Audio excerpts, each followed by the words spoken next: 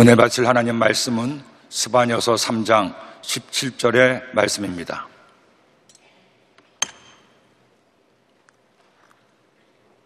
스바냐서 3장 17절의 말씀을 함께 읽겠습니다. 너희 하나님 야훼가 너희 가운데에 계시니 그는 구원을 베푸실 전능자이시라. 그가 너로 말미암아 기쁨을 이기지 못하시며 너를 잠잠히 사랑하시며 너로 말미암아 즐거이 부르며 기뻐하시리라 하리라. 아멘. 저는 오늘 함께 읽은 말씀을 중심으로 나는 누구인가 한번 따라합시다. 나는 누구인가 같은 제목으로 하나님 말씀을 나누고자 합니다. 지난 5월 5일 어린이날에 경기도 신수에서 한 승용차에 일가족 4명이 숨진 채 발견됐습니다. 경찰의 조사 결과 수천만 원의 빚을 진 부부가 자녀들과 함께 극단적인 선택을 한 것으로 그렇게 결과가 나왔습니다. 저는 그 기사를 보면서 너무나 안타까웠습니다. 젊은 부부가 빚에 허덕인 채 스스로 목숨을 끊은 것도 안타까운데 더구나 4살 된, 2살 된 아이들이 무슨 죄가 있다고 그렇게 사라져야 되는지 마음이 슬프고 안타까움을, 비통함을 금할 수가 없었습니다. 여러분, 우리나라가 국민소득 3버블 시대에 접어들었고 선진국에 진입했다고 얘기들을 합니다. 세계 10위권의 경제대국에 이뤘다고 얘기하기도 하죠. 하지만 아직도 우리 주위를 돌아보면 이와 같이 힘들고 고단하고 가난하고 병든 삶을 살아서 절망에 빠져있는 이웃들이 있음을 부정할 수가 없습니다. 열심히 사는데도 남들은 잘 사는 것 같은데 왜 나는 이렇게 어렵고 사는 것이 힘든지 모른다고 절망하는 분들도 있습니다. 이것은 예수님 믿는 우리들도 예외가 아닙니다. 주님께 나와서 하나님을 예배합니다. 주님을 믿고 의지합니다. 하나님께 나와서 간절히 기도합니다. 그럼에도 불구하고 이런 문제 저런 어려움 때문에 낙심하고 염려할 때가 있습니다. 하나님께 기도하는데 왜 응답은 오지 않는지, 내가 열심히 살아가는데 왜 하는 일마다 이렇게 막히는지, 내가 원치 않은 질병에 덫에 걸려서 왜 이렇게 고통을 당해야 되는지, 하나님이 나를 사랑하시는데 왜 이런 일이 있을까? 혹시나 하나님께서 나를 사랑하지 않는 것은 아닐까? 나만 하나님에게서 멀어진 것은 아닐까? 하는 염려와 낙심이 들 때가 있습니다. 그만 이렇게 힘들고 고단한 삶을 살다 보면 차라리 사는 것보다 죽는 것이 더 낫지 않을까 하는 생각이 들 때도 있다는 것입니다. 여러분, 왜 그렇습니까? 너무나 소중한 한 번밖에 없는 인생을 살아가는데 왜 이렇게 낙심하며 살아야 됩니까? 왜 절망하며 살아야 됩니까? 더구나 하나님의 자녀가 되었음에도 이처럼 이런저런 문제 때문에 낙심하고 절망하고 모든 것을 포기하고 싶은 마음이 드는 이유가 뭡니까? 중요한 이유가 있습니다. 내가 누구인가를 분명히 깨닫지 못하기 때문입니다. 하나님이 나를 어떻게 생각하시는지, 하나님이 나를 보실 때 나를 얼마나 귀하게 여기는지를 모르기 때문에 낙심하고 절망하고 염려하고 포기하려고 하는 겁니다. 오늘 본문의 말씀은 하나님 앞에서 내가 누구인지를 알려주는 소중한 말씀입니다. 하나님께서 하나님 자녀된 우리를 보시고 얼마나 귀하게 여기시는지, 여러분 한 사람 한 사람을 얼마나 사랑하시는지 오늘 말씀은 우리에게 알려주고 있습니다. 그러므로 사랑하는 여러분, 이제 어느덧 2019년 한 해도 저물어 가고 2020년 새해를 준비하는 이 즈음에, 묵은 해를 보내고 새로운 해를 준비하는 송구영신의 이 시간에 우리가 다시 한번 내가 누구인가를 깨닫기를 소원합니다. 한 번밖에 없는 인생을 살면서 이 소중한 시간들을 낭비하지 말고, 그래 나는 이런 사람이야, 하나님 나를 이렇게 생각하시지, 그 하나님의 마음을 깨닫고 그 주님을 의지하고 주님과 함께 승리하는 우리 모두가 되기를 예수님의 이름으로 축원합니다. 그렇다면 나는 누굽니까? 하나님은 나를 누구라고 생각하십니까? 첫째로 나는 하나님이 함께하는 나입니다. 여러분, 하나님께서 많은 민족들 가운데 이스라엘 민족을 택하여 하나님의 택한 백성으로 삼아 주셨습니다. 모세를 통해 율법의 말씀을 주시고 너희가 이 율법대로 살기만 하면 너희에게 복을 줄 터인데 들어가도 복을 받고 나가도 복을 받고 떡반죽 그릇에 복임하고 자손 천대까지 복을 줄 것이라 약속했습니다. 반면에 너희가 이 말씀대로 살지 않으면 너희들이 징계를 받고 환난당하고 심판당할 것임을 경고하시기도 했습니다. 그런데 그 말씀 받은 이스라엘 민족이 어떻게 살았습니까? 안타깝게도 하나님의 말씀대로 살지 않고 하나님 말씀과 반대되는 삶을 살았습니다. 하나님만을 경외하는 삶을 사는 것이 아니라 우상을 숭배하고 허랑방탕하고 자신의 욕심 따라 남을 해치며 살았습니다. 하나님께서는 수많은 선자들을 보내시고 그들의 죄를 깨닫게 하고 회개하라고 했지만 그들은 선제된 말에 귀를 기울이지 않았습니다. 급기야 나라가 남과 북으로 절단나버리고 북이스라엘 왕국은 BC 722년에 아수르에 의해서 멸망을 당하게 됩니다. 남은 남유다 왕국도 하나님을 경외하고 회개하고 돌이켜야 됐지만 계속 하나님을 떠나고 우상을 숭배합니다. 죄 가운데 삽니다. 그런 유다 백성들에게 하나님은 요시야 왕 때 스바냐 선지자를 통해서 예언의 말씀을 주고 있습니다. 너희가 계속 그렇게 죄를 범하고 나를 떠나면 결국 너희들이 심판을 받고 멸망당할 것이다. 하지만 결국 유다 백성들마저 하나님을 배신하고 우상을 숭배하고 죄를 짓다가 BC 586년에 바벨론에 의해서 멸망을 당하게 됩니다. 그 견고했던 예루살렘 성은 무너지고 아름다웠던 성전은 불타버리고 성전 안에 있던 그 귀한 보물들은 다 바벨론에 빼앗기고 말았습니다. 그리고 수많은 유다 백성들이 바벨론 나라에 포로로 끌려가게 됩니다. 그렇게 포로로 끌려가서 비참한 삶을 살다 보니 비로소 그들의 죄를 깨닫게 됩니다. 그리고 하나님 앞에 눈물로 기도합니다. 하나님, 저희들이 잘못했습니다. 용서하여 주옵소서. 우상을 숭배했습니다. 미워했습니다. 욕심부렸습니다. 저희들의 죄를 용서하시고 저희들을 다시금 고향 땅으로 돌아가게 하여 주옵소서. 70년 동안을 그들은 하나님께 눈물로 회개하며 다시금 돌이켜달라고 기도하고 또 기도했습니다. 그때 여러분, 하나님께서는 어떻게 반응하십니까? 너희들이 죄를 지어서 멸망당했다고 외면하십니까? 그들의 기도를 모르지 하십니까? 아니죠. 하나님은 우리를 사랑하시기 때문에 그들의 눈물로 회개하고 손을 내밀자 그들의 손을 붙들어 주십니다. 그리고 오늘 말씀을 통해서 이처럼 말씀하고 있습니다. 스바냐서 3장 14절 15절 말씀에 보니 시온에 따라 노래할지어다, 이스라엘아 기쁘게 부를지어다, 예루살렘 따라 전심으로 기뻐하며 즐거워할지어다. 야훼가 내 형벌을 제거하였고 내 원수를 쫓아냈으며 이스라엘 왕 야훼가 내 가운데 계시니 내가 다시는 화를 당할까 두려워하지 아니할 것이라. 야훼가 내 가운데 계시니, 야훼 하나님이 이스라엘과 함께 하심을 말씀하고 있습니다. 그러므로 사랑하는 여러분, 우리도 주님 믿으며 살다 보면 어려울 때가 있습니다. 힘들 때가 있습니다. 낙심될 때가 있습니다. 내가 하나님의 뜻대로 산다고하지만 어느새 하나님께서 미워하시는 죄를 보면서 염려하고 걱정할 때가 있습니다. 그때 우리가 어떻게 됩니까? 하나님 나를 어떻게 생각하십니까? 그럼에도 불구하고 하나님께 나의 죄를 회개하고 주님의 은혜를 구하고 주님께 나오면 주님은 여러분의 모든 죄를 깨끗이 씻어 주십니다. 여러분들의 손을 붙들어 주십니다. 그리고 말씀하십니다. 사랑하는 아들아, 딸아, 걱정하지 말아라. 염려하지 말아라. 내가 지금 너와 함께 한다. 사람은 너를 떠나도, 환경은 너를 배신해도 나는 너와 함께하여 너를 붙들고 있으니 낙심하지 마라. 염려하지 마라. 내가 너를 사랑한다. 사랑하는 여러분, 우리가 주님 믿으면서 어떤 어려움과 문제를 만나도 주님께 나와 무릎 꿇고 주님께 기도하면, 주님 아시죠? 보시죠?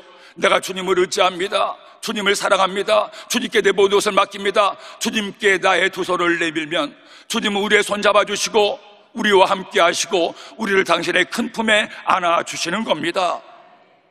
그러므로 살면서 어떤 어려움을 만나든지 문제를 만나든지 우리가 할 것은 뭡니까? 낙심하는 것이 아닙니다. 염려하는 것이 아닙니다. 포기하는 것이 아닙니다. 절망하면 안 됩니다. 주님이 나와 함께 계심을 기억하고 그 주님 믿고 주님 의지하고 주님께 이 새벽에 나와 무릎 꿇고 기도하면 주님은 우리의 손을 붙잡아 주시고 우리의 눈에서 눈물을 닦아 주시고 우리의 슬픔이 변해서 기쁨이 되게 해 주십니다. 그러기에 시편 기자도 시편 30편 4절 5절에 말씀합니다. 주의 성도들아 야훼를 찬송하며 그의 거룩함을 기억하며 감사하라. 그의 노염은 잠깐이요 그의 은총은 평생이로다. 저녁에는 울음이 깃들일지라도 아침에는 기쁨이 오리로다. 따라합시다. 아침에는 기쁨이 오리로다. 오늘 이 새벽에 이 아침에 주님의 기쁨이 여러분에게 넘치기를 예수님의 이름으로 축원합니다. 제가 강남성전에 갔을 때 얼마 안 돼서 한 새로운 성도님이 강남성전에 오셨습니다. 그리고 첫 예배를 드리고 새가족에 등록을 하셨는데 전사님이 오셔 하시는 말씀이, 목사님, 오늘 새로 오신 성도님이 은혜를 받으셨는지 식당을 하시는데 300인분 식사를 대접을 하시겠다고 합니다. 목사님 위해서 기도해 주세요. 저는 그 말을 듣고 깜짝 놀랐습니다. 처음 온 성도가 어떻게 하나님께서 은혜를 주셨는지 300인분의 식사를 대접한다고 하니 너무나 감사해서 위해서 기도를 해드렸습니다. 그런데 몇 주 안 돼서 이분이 또 하시는 말씀이, 목사님, 제가 이전에 예수님을 믿다가 사업하느라 주님을 떠났습니다. 사업이 부도가 나고 그동안 많은 어려움을 겪고 하나님을 잊고 있었는데 하나님께서 이곳에 새로운 식당을 열게 하시고 교회가 있어서 왔는데 하나님이 첫날 저를 만나주시고 저에게 하나님의 말씀을 들려주는데 얼마나 감사한지요. 얘야, 이제 왔구나. 내가 너를 기다렸다. 내가 너를 사랑한다. 내가 너와 함께하니 염려하지 말아라. 목사님, 제가 첫날부터 하나님께서 저와 함께 계심을 깨닫고 얼마나 감사한지요. 그때부터 매주일 와서 예배를 드릴 때마다 하나님께서 제게 말씀하시고 제 손을 붙들어 주시는 것 같은데 너무너무 감사해서 주시내가 고마워서 다시 또 이렇게 대접을 하고자 합니다.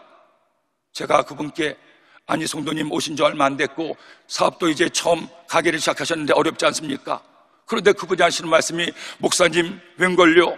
제가 처음 다시 이렇게 가게를 열면서 어렵고 힘이 들었는데 감사하게도 주님께 나와서 하나님께 기도하고 예배드리고 하나님을 만나고 돌아가니 식당에 손님들이 점점 많이 오기 시작하더니 이제는 자리가 없어서, 빈자리가 없어서 손님을 모시지 못할 정도가 됐습니다.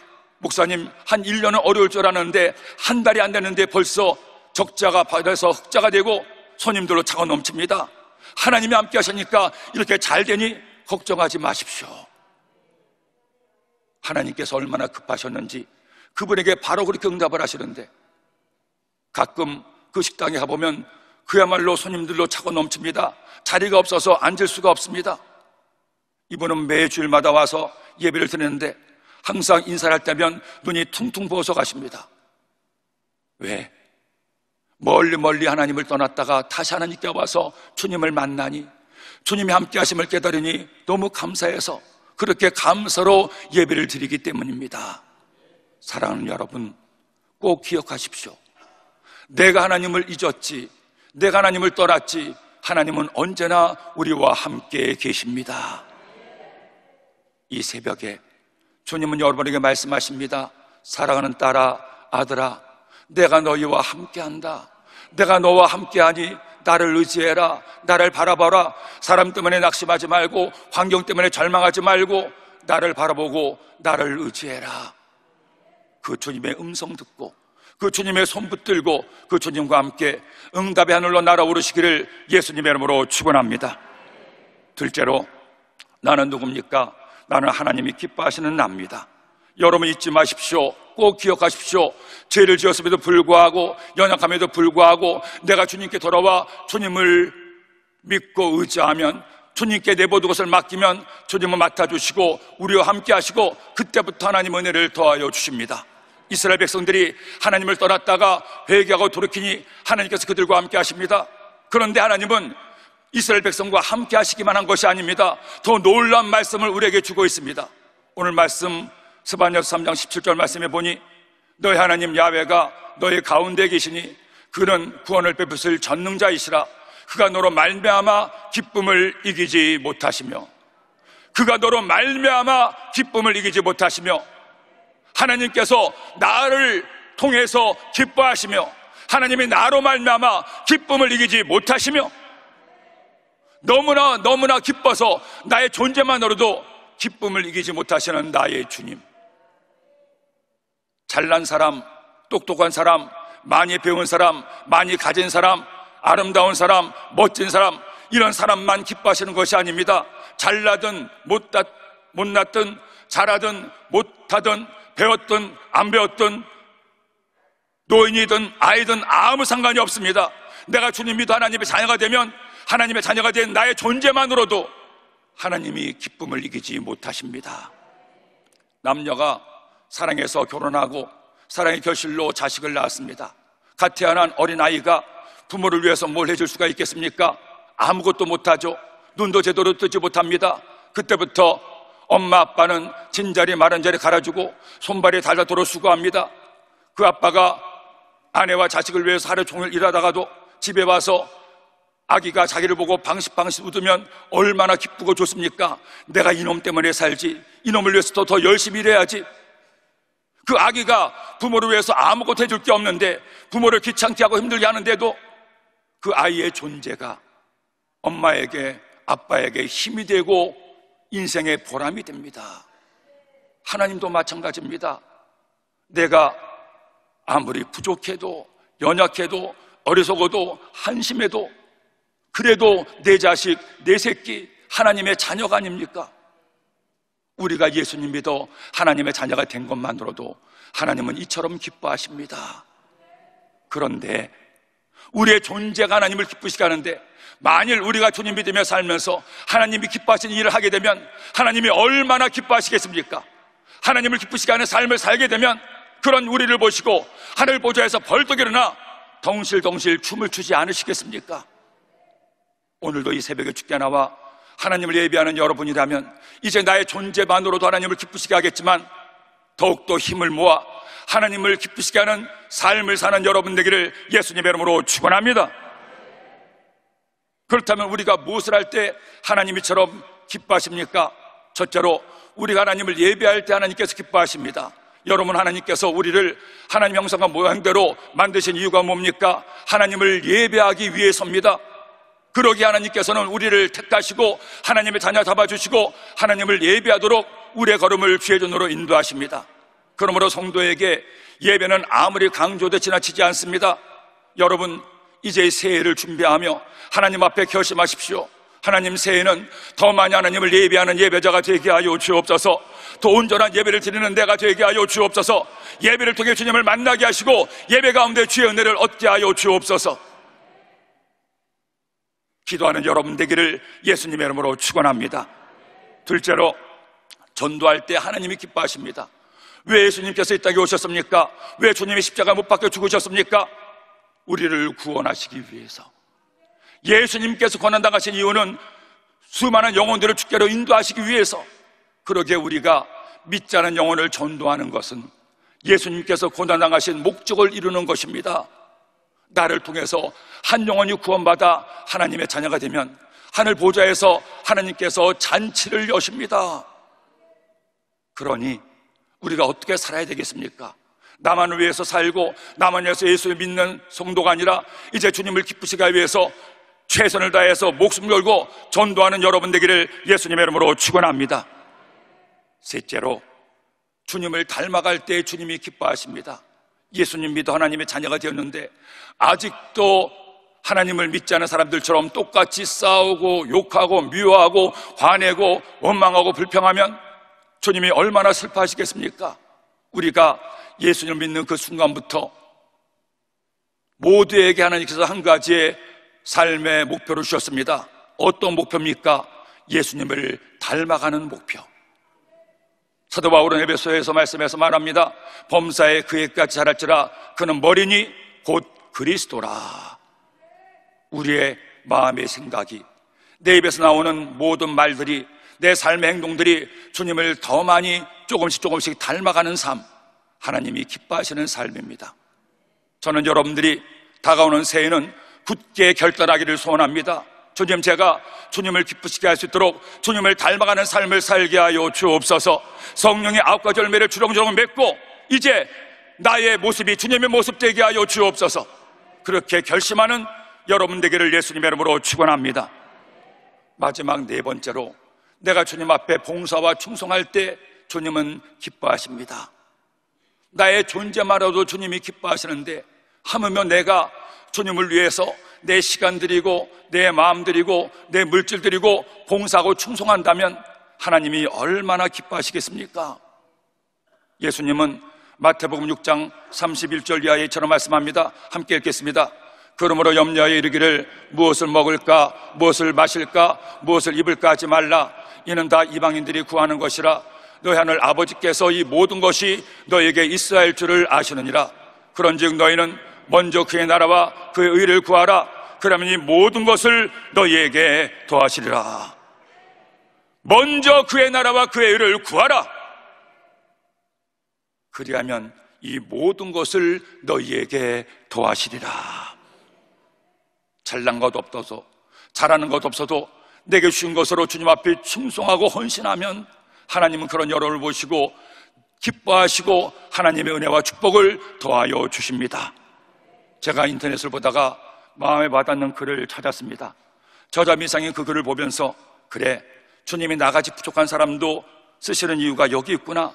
우리 모두를 불쌍히 여기시고 있는 모습 그대로 우리를 사랑하시고 우리를 쓰시는구나. 주님 나를 이처럼 사용하시는구나. 그렇게 은혜를 받았습니다. 제가 그 글을 여러분에게 소개해 드리도록 하겠습니다. 조금 깨어져 금이 가고 오래된 못생긴 물 항아리가 있었습니다. 그 항아리의 주인은 물을 길어오는데 이 항아리를 사용했습니다. 오랜 세월이 지나도록 그 주인은 깨어진 물 항아리를 버리지 않고 온전한 물 항아리와 똑같이 아끼니 금이 간 물 항아리는 미안한 마음을 가지고 있었습니다. 내가 온전치 못해서 주인님께 폐를 끼치는구나.